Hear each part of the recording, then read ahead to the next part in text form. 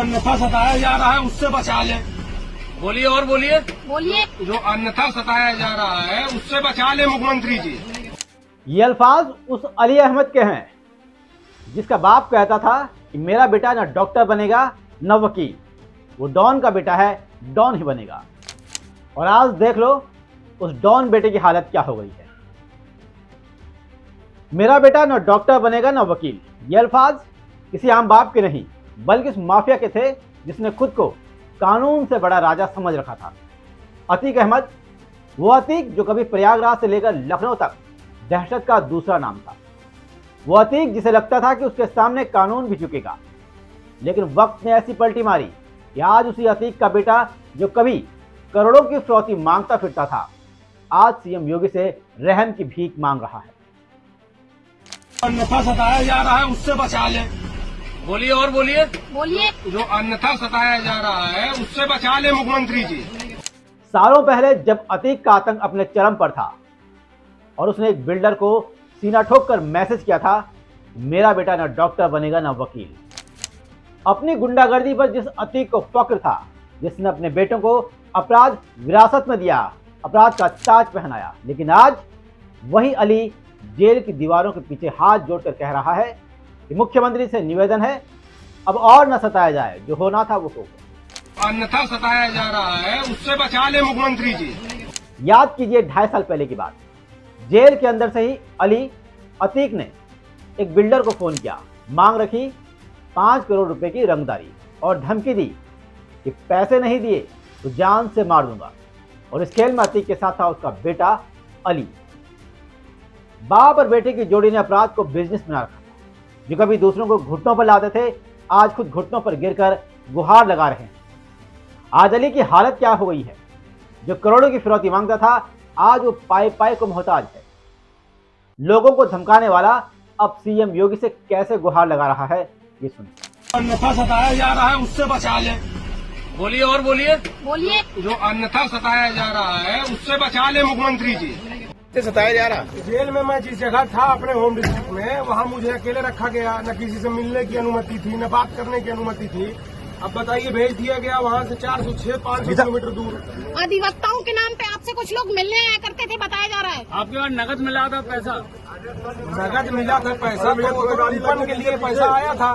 Jail में वो allow है, अब उसको किसी दूसरे तरीके से दिखाया जा रहा है तो मिसअंडरस्टैंडिंग है ना। अधिवक्ताओं के नाम पे कुछ लोग मिलने आया करते थे। नहीं, वहाँ पर पूरा मैनुअल के हिसाब से मुलाकात होती थी और जो अधिवक्ता है उनका वकालतनामा लगा होता था। तो कितने पैसे मिले थे आपके पास? अब वो आप मीडिया वालों को मालूम है, 1100-1200 रुपए थे, वहाँ तलाशी हुई थी, तो वो जेल में खतरा। ये गुहार उसने तब लगाई जब उसे झांसी जेल में शिफ्ट कर दिया गया। कारण यह है कि नैनी जेल में उसका नेटवर्क अभी भी एक्टिव है, क्योंकि प्रयागराज के नैनी जेल में बंद अली तो जेल में रहते हुए चर्चित उमेश पाल हत्याकांड और 2 पुलिसकर्मियों की हत्या के मामले का भी आरोपी है। 4 महीने पहले प्रयागराज की नैनी जेल में जब छापेमारी हुई तो अली के पास से 1100 रुपये नकद बरामद मिले। जांच हुई, जिसके बाद डिप्टी जेलर और 2 सिपाही सस्पेंड कर दिए गए और इसके बाद अली को भेजा गया फांसी घर वाली हाई सिक्योरिटी सेल में और अब झांसी जेल में से शिफ्ट कर दिया गया है। अली का झांसी से पुराना रिश्ता भी है। उसका बाप अतीक अहमद भी झांसी जेल में रह चुका था और झांसी में ही पुलिस एनकाउंटर में अली का छोटा भाई असद अहमद मारा गया। असद वही जिसने उमेश पाल हत्याकांड में मुख्य भूमिका निभाई थी। और अब बात करते हैं उस महिला की जिसने इस अपराधी परिवार को भीतर से जोड़े रखा, शाइस्ता परवीन, अली की मां, एक पुलिस वाले की बेटी और अतीक की पत्नी। अतीक की मौत के बाद उसकी पत्नी शाइस्ता अभी फरार है। उसका कोई अता पता नहीं चल पाया है अभी तक। 2005 में जब बीएसपी विधायक राजूपाल की हत्या हुई तो मायावती ने मुख्यमंत्री बनते ही अतीक और उसके भाई अशरफ पर कार्रवाई शुरू कर दी, तो शाइस्ता अंदर ही अंदर एक्टिव हो गई। वहीं अतीक और अरशद समेत अपने बेटों के जेल जाने के बाद शाइस्ता राजनीति में आने की तैयारी करने लगी। 5 जनवरी 2023 को उसने बीएसपी की सदस्यता भी ले ली और मेयर बनने की तैयारी करने लगी। वो मेयर का चुनाव लड़ने की तैयारी कर ही रही थी, लेकिन किस्मत ने एक और करवट ली और अगले ही महीने फरवरी 2023 में उमेश पाल की सरेआम हत्या हो गई। ये वही उमेश पाल था जो राजूपाल हत्याकांड का मुख्य गवाह था।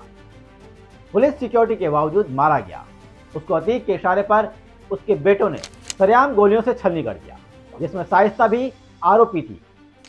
इसके बाद बीएसपी ने शाइस्ता को पार्टी से बाहर का रास्ता दिखा दिया। वहीं हत्याकांड को लेकर शाइस्ता पर 50,000 का इनाम है और वो अभी तक फरार है। बेटे का एनकाउंटर, पति और देवर की हत्या के बाद भी शाइस्ता का सुराग अभी तक पुलिस को नहीं मिल सका है। शाइस्ता की तरह अशरफ की पत्नी जैनब और बहन नूरी भी फरार है। इन तीनों को पकड़ने के लिए प्रयागराज, कौशाम्बी, लखनऊ, बरेली, नोएडा और मेरठ में ताबड़तोड़ छापेमारियां भी हुई, लेकिन पुलिस को इनका सुराग तक नहीं मिल सका। इसके बाद पुलिस की कई टीमों ने दूसरे राज्यों में भी छापेमारी की। पुलिस के साथ ही एसटीएफ, लोकल इंटेलिजेंस और ईडी की टीमें भी इनकी तलाश में लगी रही और अभी भी इनकी तलाश कर रही हैं। तो कुल मिलाकर देखा जाए, कभी प्रयागराज का शहंशाह कहलाने वाला अतीक आज मिट्टी में है। बेटा अली जेल में रहन की भीख मांग रहा है, दूसरा बेटा एनकाउंटर में ढेर हो चुका है और पत्नी शाइस्ता फरार है। पूरा परिवार कानून के शिकंजे में या फिर भागा फिरा है या फिर भागा हुआ है।